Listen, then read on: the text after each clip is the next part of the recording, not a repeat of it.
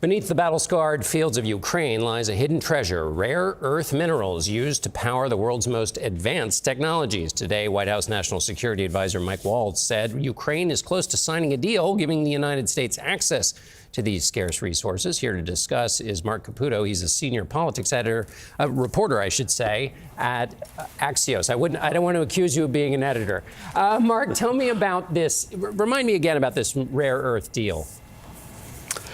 Well, there are a number of rare earth minerals, whether it's lithium, aluminum, there also might be rights to gas and the like in Ukraine. And the United States, in the Trump administration, wants access to half of their rights, or at one point did, in order to essentially recoup some of the money spent in Ukraine so far and recoup some of it going forward. As President Trump is negotiating with the Russians, how does this work in the context of that deal for the Ukrainians who have to rely on him to basically have their interests in mind in these negotiations with Russia?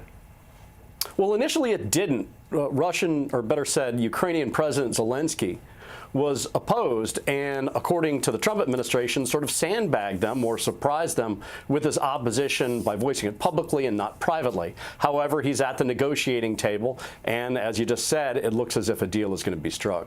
And if so, I mean, is there a lot of pressure on Zelensky to make this deal on rare earth minerals because he's basically relying on Donald Trump to help him out with whatever the deal is with Russia?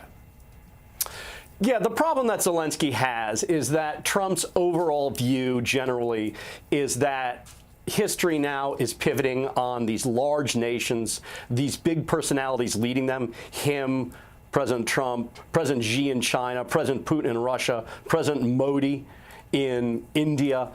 And Zelensky's just sort of a bit player here. And the Trump administration has signaled, hasn't said yet, but has signaled that it is willing to essentially countenance Russia taking over both the eastern areas of Ukraine that it invaded, as well as parts of the Azov coast and Crimea. Those are things that Zelensky and Ukraine doesn't want. But in the end, Zelensky has, as Trump had essentially said, no leverage or no cards to play here. And it's a very difficult pill for them to swallow.